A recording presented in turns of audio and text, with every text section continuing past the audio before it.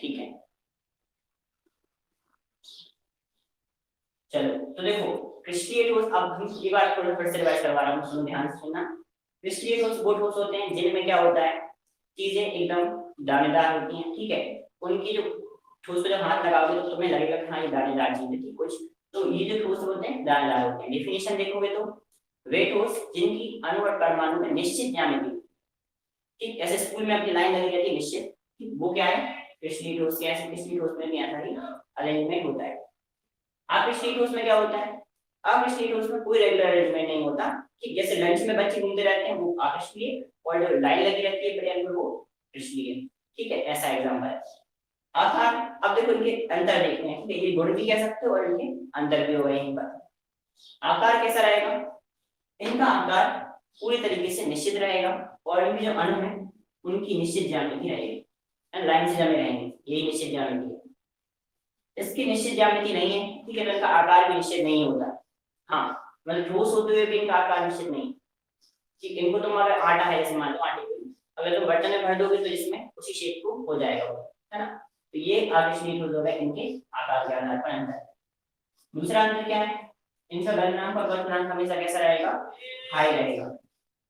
गलनांक क्वथनांक कैसा रहेगा, हमेशा उच्च रहेगा, जबकि इनका गलनांक और क्वथनांक हमेशा कैसा रहेगा, कम रहेगा, ठीक। वैसे ही इसी से आ जाएगा तुमको याद गलन की ऊष्मा, तो गलनांक है मतलब गलन, गलनांक मतलब क्या होता है, गलना, ठीक। तो वो जो ठोस है वो द्रव में बदल जाता है, ये आसानी से द्रव में बदल जाते हैं, ठीक है, अक्रिस्टलीय। तो इनकी गलन की ऊष्मा कैसी होती है, कम, जबकि इनकी गलन की ऊष्मा कैसी होती है, ज्यादा और निश्चित, ठीक। विलयन गुण, जब हम इसको धारदार चाकू से, धारदार औजार से काटते हैं तो जो सतह होगी वो कैसी रहेगी, एकदम चिकनी रहेगी, जबकि इनकी सतह एकदम चिकनी नहीं रहेगी, ठीक। तो ये जो है इसमें अंदर कितने हो गए, 4। रैखिकता का क्या मतलब, रैखिकता का मतलब है कि जो अलग अलग दिशाओं में जो है वो गुण अलग अलग दर्शाते हैं। कौन, इसलिए इस दिशा में जाओगे तो अलग गुण मिलेगा, ऊपर की तरफ जाओगे तो अलग गुण मिलेगा, यहाँ जाओगे तो तुम्हें कुछ अलग ही गुण मिलेगा। तो इसका मतलब क्या है, विषम रैखिक है, अलग अलग दिशाओं में अलग अलग गुण दर्शाते हैं। मैंने हीरे का एग्जांपल बताया, ठीक। हीरे का एग्जांपल जैसे होते हैं, समझदार व्यक्ति होते हैं अलग अलग टाइम पे अलग अलग डिसीजन लेते हैं, लेकिन जो समझदार नहीं होते वो हर टाइम पे एक ही डिसीजन लेते हैं, है ना। तो वो समरैखिक है। समरैखिक मतलब कुछ भी कंडीशन आ जाए उन्हें बस एक चीज है कि उन्हें एक ही डिसीजन लेना है ना। लेकिन जो विषमरैखिक होते हैं वो अलग अलग टाइम पे कंडीशन के हिसाब से अलग अलग डिसीजन लेते हैं, है ना। तो इनकी अलग अलग दिशाओं में अलग अलग गुण होते हैं। प्रकृति कैसी है, प्रकृति तो नॉर्मल जब समझ में आ गया अभी है कि ये कैसे होते हैं, आभासी, ठीक है, और ये कैसे होते हैं, वास्तविक, रियली में ये ठोस होते हैं। तो ये अंतर मैंने बताया अभी पांचों, ये सबको समझ में आ गए, इससे एक्सरसाइज भी आती है, अंडरस्टैंड होना भी चाहिए, समझ में आना भी चाहिए, क्योंकि आगे भी इसको पूरे चैप्टर में इसको पढ़ना है, इसलिए वो, ठीक। तो सबको समझ में आए क्रिस्टलीय अक्रिस्टलीय अंतर।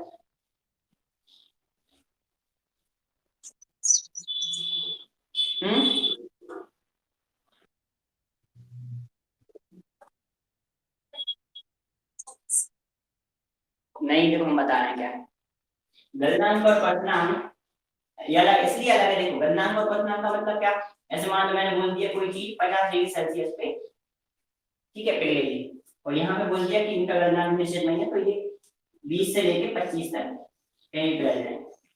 ऊष्मा मतलब ऊर्जा है, ऊष्मा का मतलब एक प्रकार की ऊर्जा है, तो है मतलब कह सकते हो रिलेटेड है इनसे, लेकिन लिखने के लिए अलग अलग लिखते हैं, बुक में भी लिखा जाता है, क्योंकि इसमें तुम टेम्परेचर बता रहे हो, तापमान बता रहे हो, जबकि इसमें क्या बता रहे हो, ऊर्जा। तो ऊर्जा क्या बताते हैं हम, जूल में। इसकी निश्चित मान रहे हैं, मान लो मैंने बोल दिया 5000 जूल है इसकी ऊष्मा, ठीक। हाँ, इतनी ऊष्मा लगेगी तो इतने तापमान पे पिघल जाएगा, ठीक। और इसमें कोई निश्चित ऊष्मा नहीं, इसमें बोल दिया कि हमने 2000 से लेकर 3000 जूल। तो इसमें हमने क्या बोला कि हमने एक परास बता दी है, निश्चित नहीं है कुछ, कम भी है और निश्चित नहीं है कुछ। तो जूल में जब बता रहा है वो ऊष्मा है, और जब टेम्परेचर बता रहा है तो वो क्या है, गलनांक में बतना कि तापमान होती है। तो अंदर तो है, ऐसा नहीं कह सकते कि ये ऊष्मा और तापमान एक ही है, लेकिन रिलेटेड है ना। तो ये पॉइंट इसलिए रिलेटेड एक दूसरे से बहुत ज्यादा है, लेकिन ये नहीं कह सकते कि सेम है। इसमें तुम बताओगे तापमान एग्जैक्ट डिग्री में, और इसमें बताओगे ऊर्जा जूल में, है।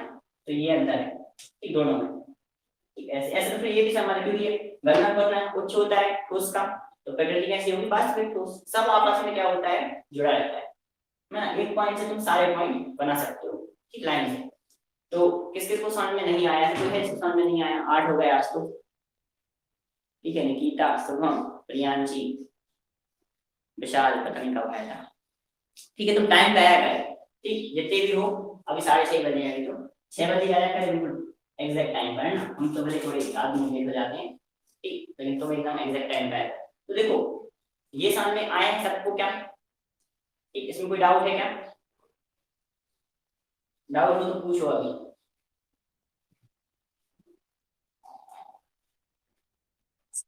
हम्म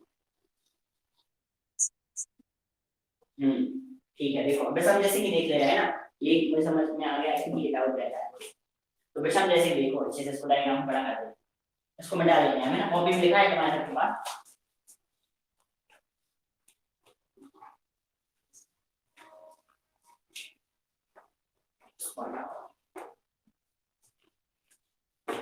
देखो दैशिकता क्या है,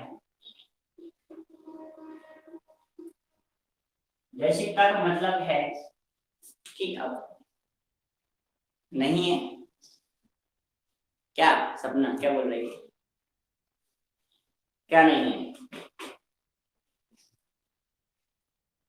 ठीक है, सुनो, दैशिकता का मतलब क्या है, दिशा, देखो दैशिकता मतलब क्या होता है, दिशा, है ना, दिशा दर्शाना, कोई निश्चित दिशा होनी चाहिए, वो दैशिकता है।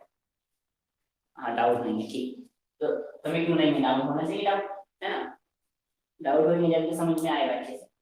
चलो देखो अच्छे से, अब इसको इंग्लिश में एनाइसोट्रॉपी बोलते हैं, पहले ये समझ लो, एनाइसोट्रॉपी,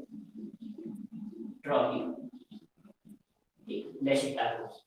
अब क्या होता है देखो, जैसे ये क्रिस्टलीय होते हैं, इसमें थोड़े मार्केट में कम हो गई, जो क्रिस्टलीय होते हैं उनमें अनलाइंस जमे हैं ऐसे,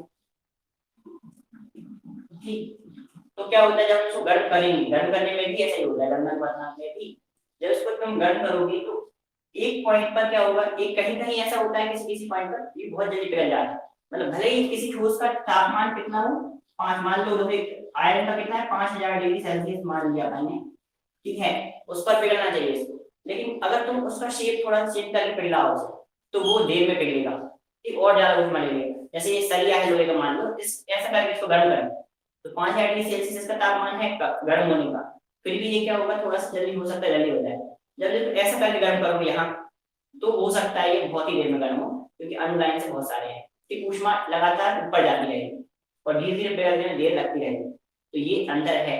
इसी गुण को क्या बोलते हैं, विषम दैशिकता, यानी इस दिशा में तो बहुत आसानी से काम हो रहा था, जबकि इस दिशा में जा रहा है तो काम मुश्किल से हो रहा है, तो इस दिशा में अलग गुण दर्शा रहा है, और इस दिशा में, क्योंकि देखो अणु कितने क्रॉस हो गए, 3, अलग गुण दर्शा रहा है, तो जब क्रिस्टल अलग अलग दिशाओं में अलग अलग गुण दर्शाता है, इस गुण को बोलते हैं विषम दैशिकता,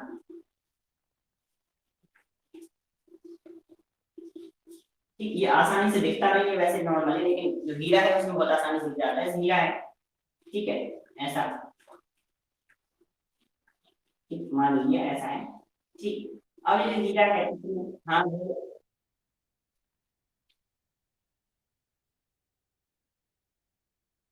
हम, अरे मार्कर के साथ मतलब ये माना है, ये लोहा है, माना लोहे का टुकड़ा है ये, ठीक है, 8 हो गया,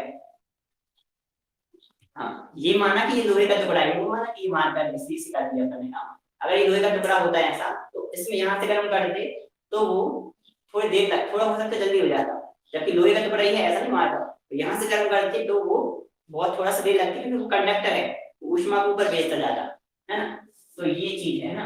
अब हीरे में भी यहाँ से ठोकर मार देंगे, क्या, मार्कर में ऐसा नहीं होगा कि मार्कर में यहाँ से गर्म करो यहीं से पहले स्टार्ट होगा, सबसे पहले मार्कर भले ही कंडक्टर है, ये जो है मार्कर सबसे पहले तो इंसुलेटर है, इसको यहाँ गर्म करोगे तो यहीं से पिघलना स्टार्ट हो जाएगा, ये कोई ऊष्मा ऊष्मा ऊपर नहीं भेजेगा, ठीक, बहुत अंदर है, इसको गर्म करके देखेंगे, अपन पुराना वाला पड़ा है, ठीक, ये है ना, जब भी इसको गर्म करेंगे यहाँ से तो यहीं से पिघलना स्टार्ट हो जाएगा, फिर ऊपर धीरे धीरे पिघलता जाएगा, वो अलग ही है पूरा, तो यहाँ से गर्म करोगे तो टूट जाएगा, गर्म करोगे यहाँ से टूट जाएगा, अलग अलग हो जाएंगे, ठीक, तो ऐसा कुछ भी इसमें ऐसा नहीं दिखेगा कि हाँ अलग अलग दिखेंगे, सब कैसे दिखेंगे, हम जैसे, इसको पिघलना है, मतलब यहाँ से करोगे तो भी पिघल लेगा वो, यहाँ से करोगे तो भी पिघल लेगा, ठीक, और लगभग लगभग उतनी ऊष्मा पिघलेगा, ठीक है, ये होता है इसमें। तो ये कैसे होते हैं समदेशी, जब तक वहां ऊष्मा नहीं पहुंच रही जब तक तो बचा रहे, और जैसे ही ऊष्मा पहुंची वहां पे वो पिघलने लगेगा। लोहे में ऐसा नहीं होता, लोहे में जब तुम गर्म करोगे धीरे धीरे ज्यादा ऊष्मा जाएगी ऊपर तक, और फिर उसके बाद क्रॉस करेंगे उनको, उसके बाद पिघलेगा, ठीक, तो ये अंतर है। फिलअप में ऐसे ही पूछते हैं सिंपल, इसको ऐसा नहीं है इसका बहुत बड़ा आंसर आता है, फिलअप में ऐसे पूछ लेते हैं कि अक्रिस्टलीय ठोस कैसे होते हैं फिलअप में। अक्रिस्टलीय ठोस तो अपन लिखेंगे विसंदैशिक होते हैं, है ना, और क्रिस्टलीय ठोस सॉरी अक्रिस्टलीय ठोस फिलअप में लिख दिया समदैशिक, और क्रिस्टलीय ठोस फिलअप में लिख दिया अपन लिखेंगे विसंदैशिक, ठीक, ये पूछते हैं। और इस चैप्टर से सिर्फ क्या आती है, अभी तक एक्सरसाइज आती है ना, तो इसके एग्जांपल जितने भी हो, फॉर्मूले जितने भी हो, और ऐसी चीजें एक्सरसाइज वाली जितनी भी चीजें सब अच्छे से करना। ब्लूप्रिंट चेंज हुआ तो चेंज होगा, नहीं तो फिर इस चैप्टर से सिर्फ एक्सरसाइज ही आती है ना, एक्सरसाइज ही आएगी। तो इसलिए लेकिन अपन को जब तक ब्लूप्रिंट नहीं है अपने पास, क्योंकि अपना सिलेबस चेंज हो गया है ना, सिलेबस का मतलब पूरे ऊपर नीचे हो गया था इस साल, है ना, कोई चैप्टर हट गए थे, कोई आ गए थे, है ना, कोई टॉपिक ऐसे एनसीईआरटी बेस है ना, तो इसलिए ब्लूप्रिंट का कुछ कह नहीं सकते अपन, लाइन जैसे बिल्कुल पूरे 5 नंबर का आंसर आ रहा हो ऐसे पढ़ना है हर चीज में, है ना। तो ये समझ में आ गया, जैसे ये पूरा पिछली और अपिछली ठोस कॉपी में एक बार पढ़ लेना अच्छे से लिखें,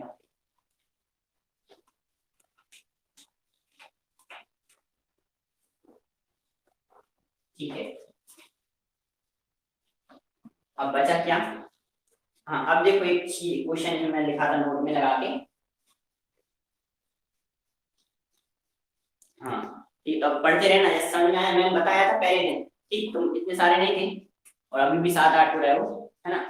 सबसे पहले आज आई थी सपना, है ना, उसकी 100% अटेंडेंस है और किसी की नहीं है 100%, तो वो रोज आएगी रेगुलर 100% देगी और अटेंडेंस, है ना। तुम देखो मैंने पहले दिन बताया था,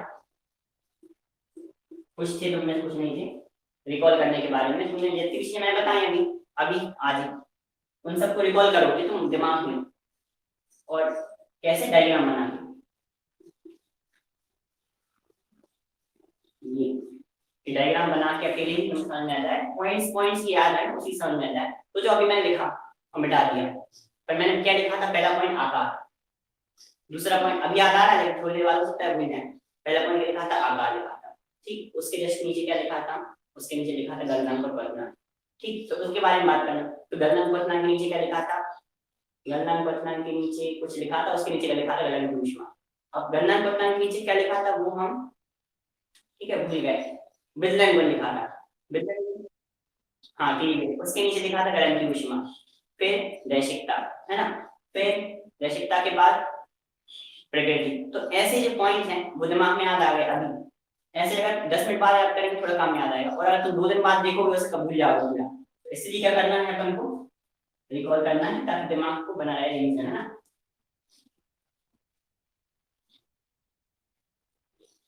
हाँ तुम भी आ गई थी, तुम दोनों ही आए थे, मानसी और सपना कोई नहीं आया, ठीक, बाकी सब लेट आए थे। तो ये है, तो याद रखना इस चीज पर ना, इस टेक्निक को, जितनी भी चीजें मैंने बताई थी। अब सबसे पहले तो मैंने पिछली बताया था, फिर पिछली, है ना, फिर उसमें उनके डेफिनेशंस बताए, फिर इसमें डायग्राम बताए, फिर इसके डिफरेंस बताए, ये सारी चीजें तुम्हें रिवीजन नहीं करना, पहले तुम्हें क्या करना है, रिकॉल करना है। रिवीजन करोगे तो दिमाग को इस तरीके से कर रहा है आलसी, दिमाग की एक्सरसाइज नहीं हो रही, सिर्फ डायरेक्ट क्या हो रहा है उसका देख रहा है, बस तुम से आलसी बना रहा है। सबसे पहले क्या करो, रिकॉल करो, ये जरूर करना, मैं जरूर बताता हूँ इसके बारे में। चलो अब एक क्वेश्चन डिस्कस करते हैं, ठीक है। क्वेश्चन है, कांच को अतिशीतल द्रव माना जाता है, कांच है, वैसे तो कांच क्या है, अविष्कृत ठोस है, ठीक, इसका क्वेश्चन है।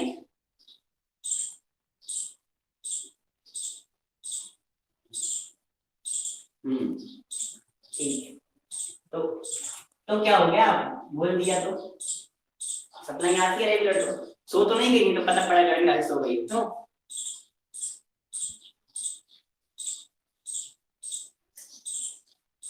ठीक है। कांच अतिशीतल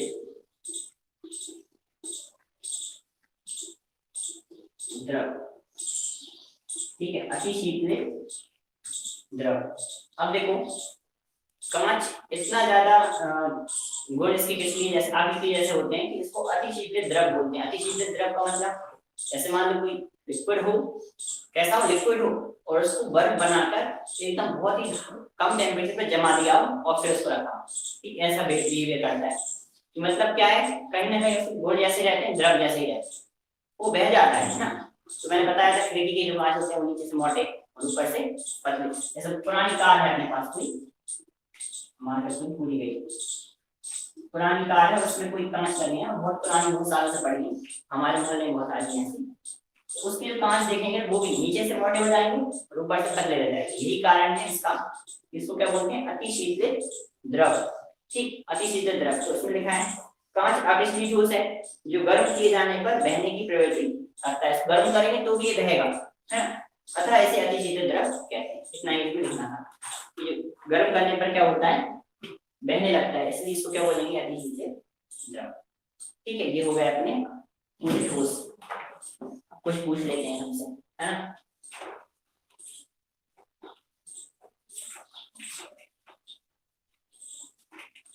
मेमोरी के साथ ठीक, कोई जा रहा है, कोई ना कोई। चलो ठीक, इसका नाम, ठीक है, इसका जो नाम है बताना है, इसलिए मैं भी बता रहा हूँ।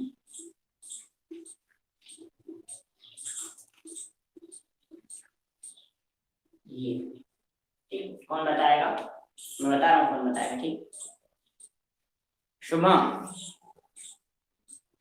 दिख रहा है, NH4 प्लस CO3 2 माइनस लिख रहा है कुछ, ये क्या है, इसको बनाएंगे तो योग, इसको क्या योग बनेगा, ठीक है, इन दोनों से बताओ। तो अब लिख लो वैसे तो पहले से, लेकिन नहीं तो बता देगा, बताओ। 3 तक गिनती करें, बस नहीं बताया तो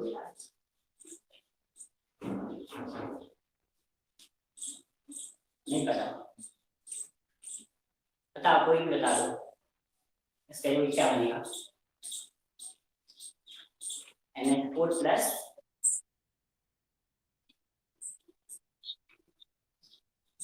पता नहीं, हाँ NH4, क्यों नहीं पता, तुम आते नहीं तो एक बार अकेला है, पता नहीं क्यों।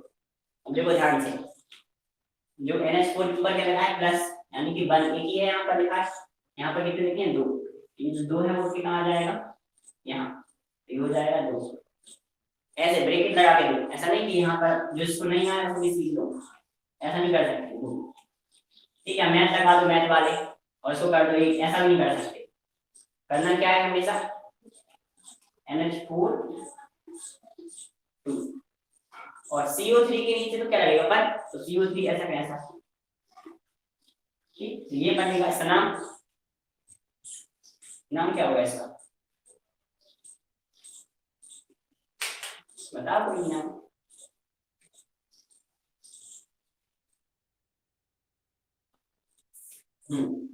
इसका नाम क्या है, एंड हमेशा कोई कोई भी बोल सकता था, नाइट्रोजन, हाइड्रोजन, कार्बन ऑक्साइड, है ना, तो सबको सीखना है ये चीज, है ना।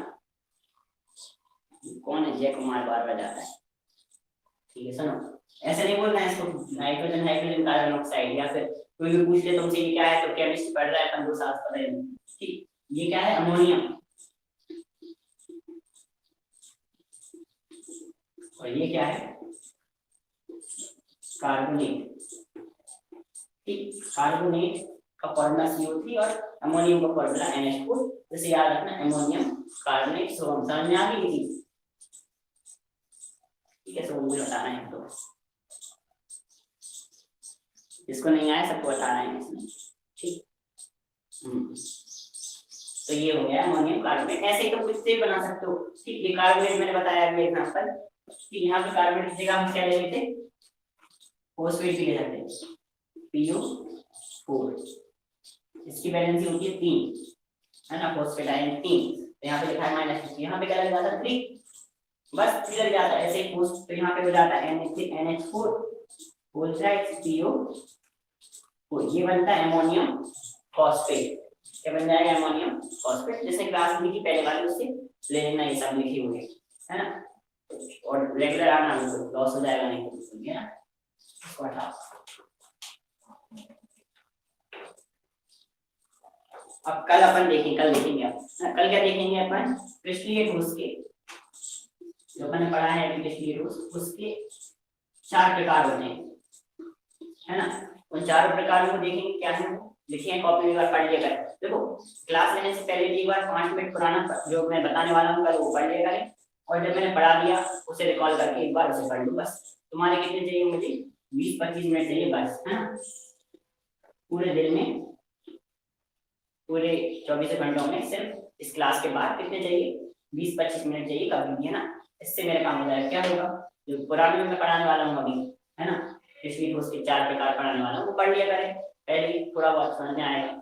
और दूसरा जो मैं पढ़ा देख चुका हूँ, ठीक है, आज पढ़ा चुका हूँ, उसको तुम एक बार रिवाइज कर लिया करें बस, इतना ठीक, इतना करते रहोगे ना तो बस हो जाएगा सब काम, ठीक है। अब कल देखेंगे बाकी, ठीक तो चला गया कोई, है ना, ठीक है, कल देखेंगे अब, है ना, फिर सीखा।